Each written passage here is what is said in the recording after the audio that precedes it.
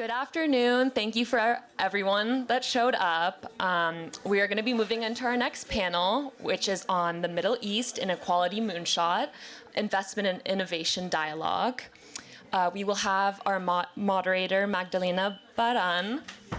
She is the executive editor at Liberty magazine, and she will be continuing to moderate. We also have MARTA PAIAR.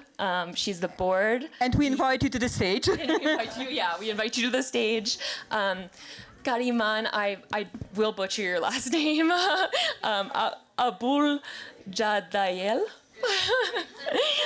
Saudi Arabian athlete, Olympian and Guinness World Record holder. And then we have PAULA YACOUBIAN. Thank you. Member of Parliament of Lebanon. Thank you. And last but not least, we have Yalda Al-Kar, co-founder and managing partner for Bracket Capital. Thank you. Okay, so please take your seats, and since since we're here, I'm really, really happy to see you all, and I'm really happy that all of you were able to join.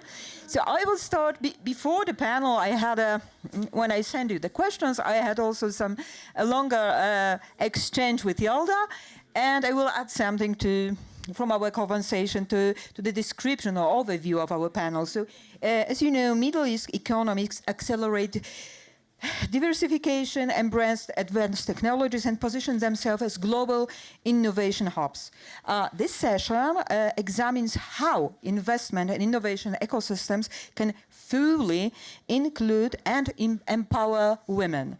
And I deeply believe that, in fact, this is one of our crucial topics, because, okay, you know that when we think about closing gender gaps in labor, in entrepreneurship, we know that it could add, according to data, $2.7 trillion to MENA GDP by 2030. But before we'll go into data, and I will ask Marta probably about the data, we talked about it before the panel, I would like to ask all of you about your personal experience here, about building your own power. And let's start from building your power and thinking about it, empowerment in the frame of relationship also.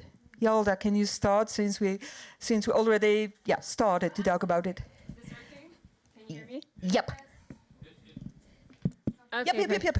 Perfect. I just want to say this is one of my favorite discussions of Davos, and I attend quite a bit, and World Women Forum is always one of the funnest one, and this is my second time here. So thank you for having me, WWF.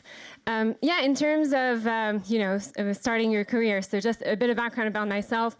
I run a venture capital firm based in Los Angeles. We invest in growth and late-stage private technology companies.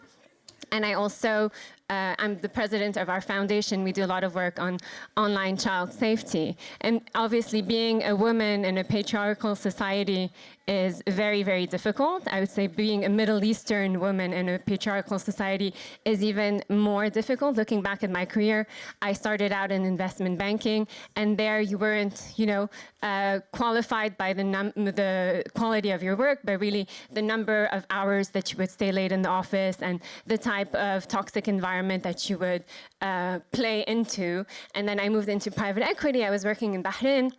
And there, funny enough, I was one of the most senior executive at the firm. I was heading the office in Qatar, and decisions weren't even taken in the boardroom. They would be taken in a majlis, between men, and just, by design, women were really left out of the conversation. And then I moved into venture capital, and now we're in a world run by MAGA, red hat, Trump-wearing hats, where again, by design, there is no more inclusion whatsoever in the conversation, and you feel like they're really, really dominating the framework. I honestly think that one of the things that saves me the most is my upbringing in Lebanon and the resilience that that teaches you. We were raised in war, we were raised in uncertainty and conflict and volatility. I think, naturally, I gravitated towards a world of, on the risk spectrum of investment, venture capital is definitely the riskiest one. And I feel like I'm naturally comfortable with chaos, which is something that happens when you grow up in Lebanon, to the point of self-sabotaging sometimes. So I left a very high-level corporate job in 2016 at the peak of my career, 8 months pregnant, to start my own venture capital firm. Everyone, including my husband, thought I was mad. I remember going home and telling him, "Oh no, I have a hunch, I really want to do this." And he would look at me and he's like, "It's called hormones. You're 8 months pregnant, this, don't do it." And against everyone's advice, I went and I did it. And I think us Middle Eastern women, we're just so powerful. And we just have this urge to create and to prove people that we can do it, and even more so when they tell you that it can't be done. So, yeah. So Paula, since we started to talk before the panel also, because you also have your personal journey from being a journalist, from reporting politics to being an active politic. And let's say that this way wasn't easy probably, especially in a highly polarized reality. So the question is about your individual experience in this regard. It's never easy for women, but now it's harder and harder, and it's getting really harder every day. Just when you think how unpopular feminism became, how it's not trending anymore, and it's not trendy anymore to be not sexist, and this is scary, because inclusion is not luxury. Inclusion is very, very important. It's not an add-on to have women in politics or in decision-making or in business. I think it's extremely important. And there is this conception that it's regional or cultural or religious sometimes. It's like in the Middle East, women are not taking their places and they're not participating. That's not true. And what I'm going to say now, it's not a joke. There is less women senators in the US, less than men called John. And men called John are 3% of the population. Women are 51% of the population. It gets worse when it comes to business. Also, the figures are really scary. So women are really behind on all levels. And there's only one way forward, especially in politics, and it's through a quota system. It's the same everywhere in the US, in Europe, everywhere. It's almost same thing. So for me, it wasn't about representing women when I entered into politics. I live in a country that is very, very, very corrupt. It's ruled by a corrupt junta.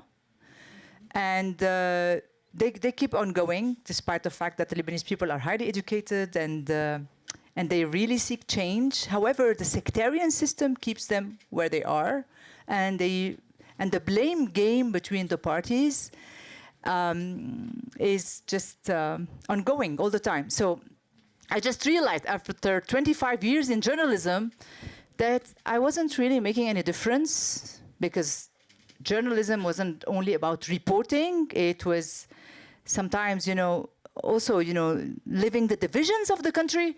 So I decided, let me take this chance with the civil society movement and go and run against all the political parties in my country. So we were 66 candidates against all the political parties in Lebanon. No exceptions, all of them. Despite the fact that they used to pretend that some of them were opposition, and then, they had turns telling people, that they're going to do this time a better job. So this was in 2018, 66 candidates. I was the only one to make it. And the numbers were not good. The numbers were like, we have 0 chance of getting any seat anywhere in Lebanon. That was the first seat in 2018, and then 2022 we were 13. Now we have elections in a few months, hopefully, if they're going to hold elections. We'll see if it's going to grow or it's going to shrink. I'm not very optimistic, unfortunately, but this is in a nutshell how I became an MP, how I entered politics from journalism. Yeah, KARIMAN, your story is absolutely inspiring. High-profile athlete, and you're a visible role model for women across your region. So, starting the deeper part of also this panel, how does visibility in sport, in business, in public life influence your life first, and then influence investment also, and participation and cultural acceptance for women leadership? Well, thank you so much. I just want to say, introduce myself. My name is KARIMAN ABULJADAYEL. I'm an architect and an Olympian and a Guinness World Record holder. I represented Saudi Arabia in Rio 2016 Olympics as Saudi Arabia's first female sprinter to ever compete at the Olympics. And post-Olympics, I became a rower, co-founded the Saudi Rowing Federation in Saudi, and also I'm the first female cross-country skier. I'm also an architect. So why it's important? Because they're both very challenging fields. I studied in Boston. I took my bachelor's and master's in architecture from Northeastern University, and a second master's in the history of art and architecture from SOAS University of London. How did I find my power? Well, in sports, I want to say something. It's you lose more than you win, and that builds resiliency. You have to be resilient. You cannot continue in sports if you're going to just stop at every loss and overanalyze. I would say something. We tend to overanalyze a lot. And in sports, that's really, you're going to be behind. So I just get on with it, really. And I want to say something. I always talk about myself, but it's not, I didn't become who I am just by myself. It wasn't a lonely road. I have my mother, I have my sister who is with me here in the audience. I have role models in the Saudi society as well. We have Princess Rima bin Bandar. She's our Saudi ambassador for the United States. And she's also an IOC member. And she was with me along with other girls in Rio 2016 Olympics. So this whole community empowers one another. And it's very important for us ladies. I know it's a tough world outside, but as long as we support one another, you know, I think we're going to be empowered. So I am empowered because of the Saudi women that I met along the way, and I'm privileged to know. And in the end, I just want to say I'm very lucky to be Saudi. I mean, in today's world with the Vision 2030, I am very lucky. Marta, before, because to the number, we'll go to the numbers in the second round. I believe we'll have the chance. I would like to ask you, okay, first also about a part of your personal story and your ability to join those realities and different worlds, but also about gaps in talent, gaps in capital or policy that you believe are the most urgent to address today. To maybe not to close the gaps because we cannot do it quickly, but yeah. Sure. So basically you asked me to speak about a bit myself and then just a quick 1 minute view of myself, and then if I got you right, it's about definitely. the gaps from capital or the kind from of gaps talent, capital, policy that you see as most urgent to fill. So first of all, I'm a very unexpected person because I am Italian. So I've set up my first company when I was 14, which is not typical of Europe, which you guys know, because my dad didn't want me to study abroad.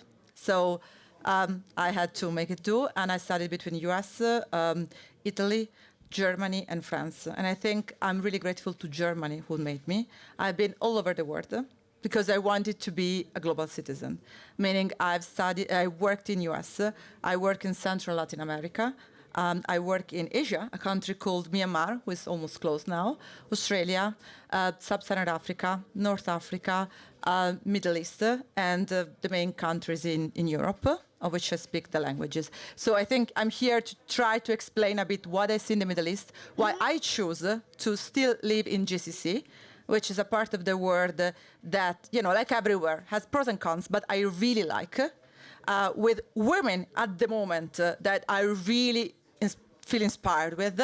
And I have to admit where I find also men that are really supportive. So just to give you a view, because I don't want to be biased, okay, I'm basically now spending the majority of my time between Riyadh and Dubai, where I live in winter. I choose to be also close to Europe because of my parents, especially after COVID. So I still live in 3 months in Europe, around Italy, and I travel.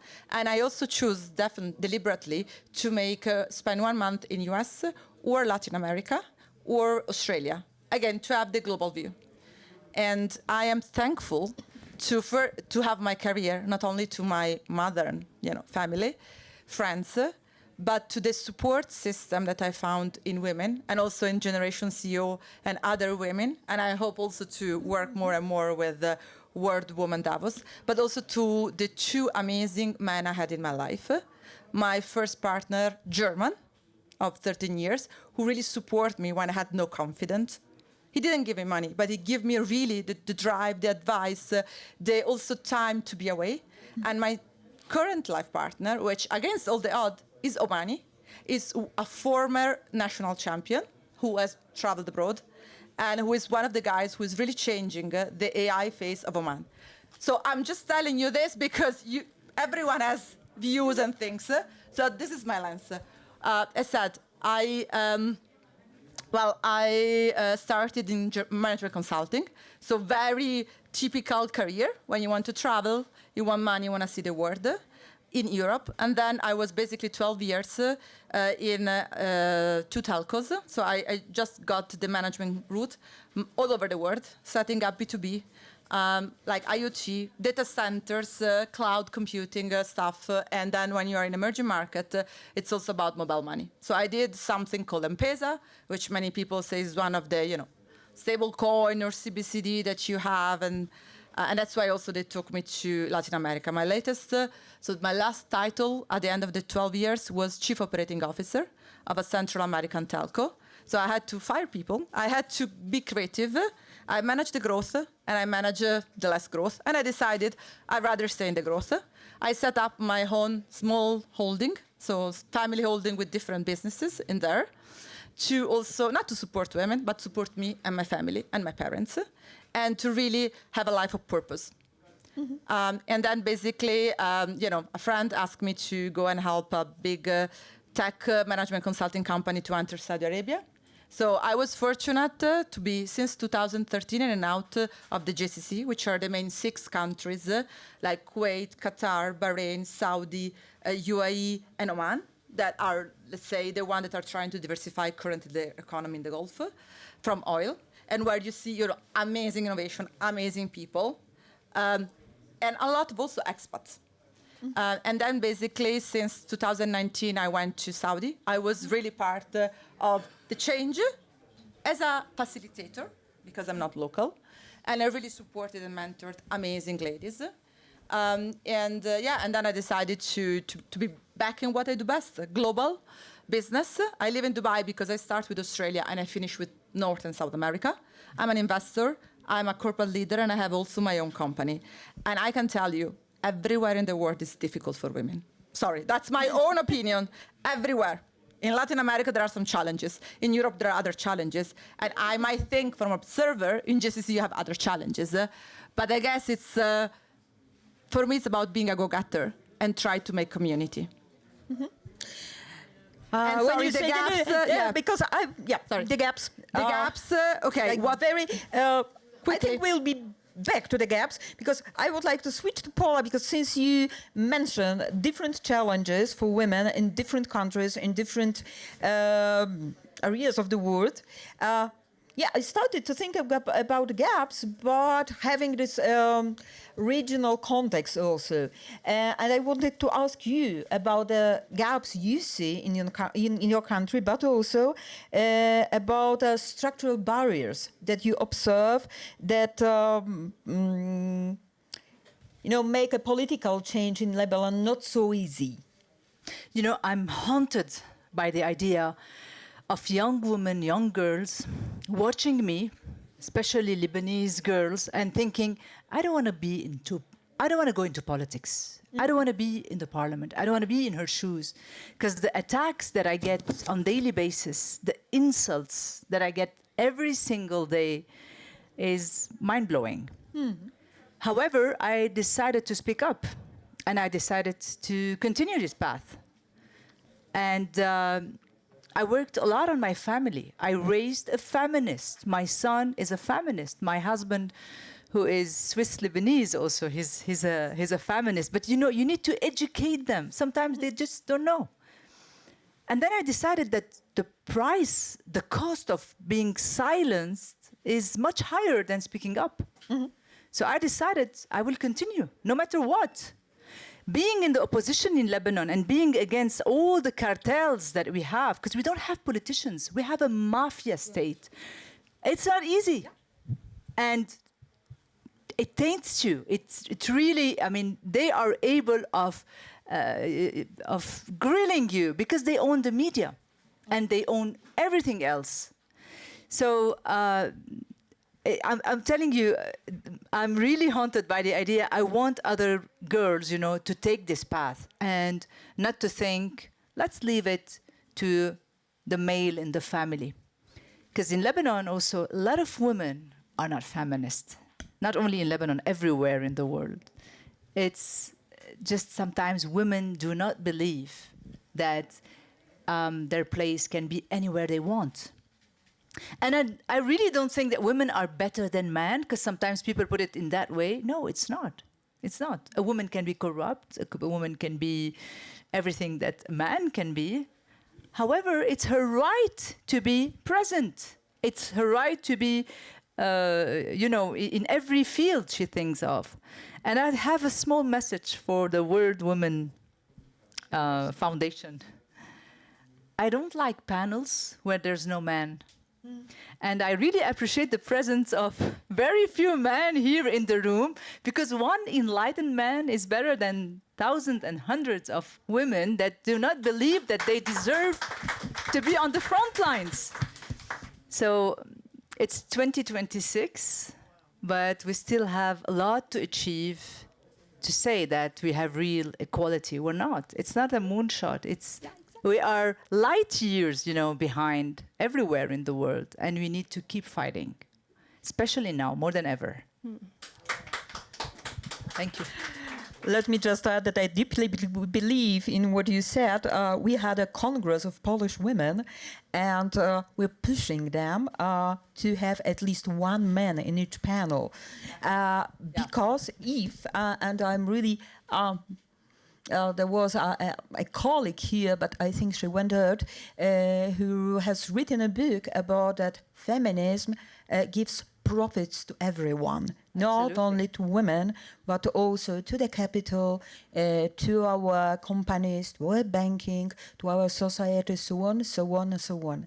But I would like to go back to KARIMAN right now, asking you, okay, we're still in this... I don't want to say fight, because fight is not... I would prefer to say that we are in the process.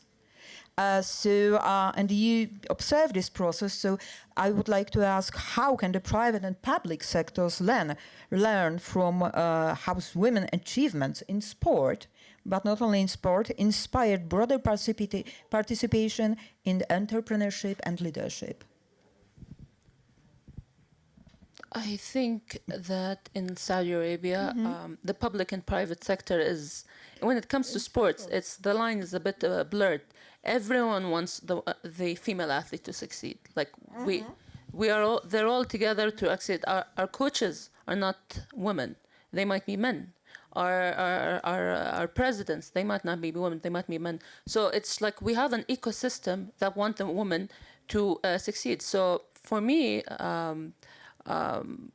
it has never been done before that during that time when I participated in Rio, that a female sprinter participated in the Olympics. Why? Because, you know, the thing is, you know, I had to work for it. So we have to be present. And how the private and public sector help us is we have to be there first. I remember I signed with a Nasser club as a cross-country skier last year, and I was the first female skier in Saudi Arabia to be part of a skiing club in Saudi. And you know what they told me? The board of Al Nasser. Just 1 second. Al Nasser is a famously signed Cristiano Ronaldo, so that's the team. And you know what they told me? They said, "Thank you, thank you for actually approaching us and saying that you want to build a ski club in Saudi, because we didn't know you had that interest until you approached us. So for us, as women, we have to lead, and we have to lead by example. And in terms of influence, you get influenced and inspired by the people that are closer to you. There are thousands of Olympians and abroad, right? Thousands of miles away from female Saudis. But they only got, the people I know in Saudi Arabia, only got inspired when I participated in the Olympics. Why? Because I am their friend, I look like them, I talk like them, I am from their same community. I am here in Davos because I want the people to know that, yes, Saudi Arabia has a Vision 2030, but it is not just statistics or KPIs. It's a real example, and I would like to show that to the rest of the world, that really Saudis are, we're moving mountains for women empowerment. And when I started, I was just the first sprinter from Saudi Arabia in the 100 meters, and now we have thousands. So in the span of 10 years. So that's a lot. And in the end, I just want to say, just be present. Representation matters. Yes, thank you for that. This is something I deeply believe also because, when I work, some of you already heard it, when I work with my students, female students, you need a person next to you who will lead you, support you, be your light. And then you need to build a circle, going back to you, Alda, first, with relations, but also with to follow the topic of our panel, to that globally women-founded companies that receive, as we know, less than 2% of venture capital, yet outperform when funded, delivering 35 higher return in investment. So in the Middle East, what changes in capital allocation and investment mindset are most critical right now, and to unlocking women-led ventures? I'm going to go to the first part of the question. I knew that.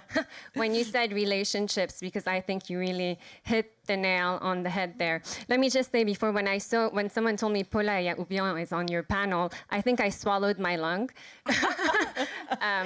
She's so humble, by the way, but I know the amount of character assassination and bullying and everything that she has undergone, and how she actually channeled through it and became who she is really monumental and really, really inspiring. Thank you. And to your word, thank you so much. And to your word, Karima, about rejection, I can really relate to that, and it really resonates. I think women in business, they face rejections maybe 100, 1,000 times more than men do, and their power to just strive through and use rejection as an opportunity is really a talent that mostly women have, not men. Men, they just pass on to the next thing, but we force forward. To your point about relationship, I like to tell the story. It's a funny anecdote on how I got started in Qatar. So that was the market that I was given when I worked at Morgan Stanley. The reason I wanted to cover Qatar was because my boyfriend, who's now my husband, è italiano. Sono mamma di tre bambini italiani. He's Italian. Out of all the Europeans in London, I had to find the Italian that was moving to Doha. So I went to Morgan Stanley's leadership, and I Googled top 10 businessmen Qatar. And I convinced the leadership at Morgan Stanley that I was related to all of them. I'm like, yeah, they're all distant cousins. Like, you're sure? I'm like, yeah, of course I am. And then he's thinking like Egypt, Qatar, Lebanon, it's probably all the same. They speak the same language. He's like, okay, you can cover the market, but you need to write 7 call notes every day and send me a report of 7 people that you met every day. I fly to Qatar. Not only was it my first time in Doha, it was my first time in the Gulf region as a whole, because there's a prejudice in Lebanon that if, you know, back then, if you want to succeed, you work in London, you work in Europe and the US. So I land in Doha, I knew one person about rejection, a private banker at Credit Suisse. And I go and I see him. I'm like, can you help me make some introductions? He's like, no, you're wasting your time. You know, private bankers, you're married to a Swiss. They're like notoriously private. They're never going to give you any advice. The only thing he did do, he gave me his driver. And he's like, my driver will drop you back at your hotel. Goodbye and good luck. And then in that 5-minute car ride, maybe less, 2-minute car ride from the Credit Suisse building to my hotel, I had a eureka moment. And I asked the driver, how long have you been driving, Mr. Private banker? He's like, 10 years, ma'am. I'm like, 10 years, great, you have a business card. He's like, yes, ma'am, and he gives me his business card. So I call the company that he works with. I'm like, send me back a driver tomorrow morning. And they send me one. I'm like, look, this is 500 rial. You're gonna drive me to all the places you drive the Credit Suisse bankers to. Mm-hmm. And then I'm like, at the end of the week, I'll give you another 500 rial. And I was literally showing up in palaces, in homes of people that I had never met. He would bring down the car window, and they'd be like, who are you? For all I knew, I could have been abducted, right? It was pre-Google Maps. The only comfort I had, there was a banker who showed up there before me. And then I just showed up at people's home. I would fake a call to like a fake assistant that my 25-year-old self didn't have. And I'd be like, oh, I flew all the way from London to meet with the sheikh, whatever that means. Of course, there must be a sheikh living here. And then they would let me in. And the amounts of time I got rejected, I would say it was probably 11 out of 10. But those that actually took the opportunity to meet with me, you just develop that connection. We never spoke about business. We spoke about their kids. We spoke about, the growth of their country, the ambition of the youth community, and that builds connection. And over time, thanks to the connection that you're building with people, business naturally transpires. And that's something that I think, again, us women, just building on relationships is such an advantage that we need to look up to. So Marta, but we build relationships regionally and we build it globally. And I would like to ask you, since you really know the market, what are the most promising corridors here and what is the context, in fact, of joining MENA and thinking of it in a global relations? From a women's point of view. So let me just pause and give the audience here a context of MENA, because I don't want anyone to assume. So MENA, for example, so it's North Africa and Middle East GCC. So you're about Syria, we just open up about some Jordan and other countries. Then there is North Africa, and then there is GCC. So GCC, it's are 6 countries that run, and I know 3 of them well, so I will speak only about what I know personally. So UAE, where I live, have 95% of expats. So it's a very different market compared to Europe, where blue collar and white collar are mainly from abroad. And then you have 5% of locals, very well educated, women also participating in the society and contributing it. Then I think there is Saudi, which of course my fellow panelists know very well. And you have also a much lower number of expats who help build the country, train the people, and now the local Saudis are really taking on the leadership and all the different roles, as it should be. Oman, which I know you have, in my opinion, is one of the next frontier, because Saudi is the present and the future. UAE is the present and the future. Of course, many other countries that I don't know very well and I want to talk about are also growing, but Qatar and also Oman are not yet open, are very interesting for energy and for all the things that are happening in terms of digitalization, which happen much bigger in Saudi and other countries. So that's the idea. What I also want to tell you, compared to the global view, so 1.2% is the average of the women-led enterprises founded in the MENA region by VCs, against a 2% of the global average. Women-led businesses are less than 5% in GCC and MENA, against 23 to 26% average globally, and 25,000 Emirati women who are the CEOs of SME enterprises are contributing to $16.3 billion in 2023 to the economy. Those are all statistics that are coming from the World Economic Forum report that was issued on 28th of May 2025. And really shows that there is a massive opportunity, because I'm in tech, I'm in energy and investments, and I really see how I saw the growth in Europe, I saw the growth in other parts of the world, and I see how this massive acceleration is happening at the moment in GCC, of course in Saudi, okay, and all the other countries, and how the women participation is needed, is not an option. It's the fact that, if you have a growing population and youth, below the age of 25 are on average in MENA like 45%, very different compared to Europe. You have economy growing, company growing, family-led Unternehmen, family-led companies who become global conglomerate, companies that are also are managed by government funds that are buying into Europe, that are buying into US, that are expanding from the Middle East into Europe against what happened before. So women needs to be trained as they're happening, and needs to have role model like the ladies here that, as you said, they look like them, they went to school with them, and they are also having the same challenges as the local have. So guys, I believe we're really on time, and what you did, Marta, and I'm really grateful for that, because you made the most beautiful wrap of our panel, in fact. So thank you for that. And dear ladies, thank you for being with us, and I hope to be in touch in the case of the Women's Forum in Poland. Thank you so much. Thank you. And I just want to say something. I hope in 2030, women's leadership will not be exceptional, it will be expected. Great, thanks. Yeah, thank you. It will not. Thank you so much.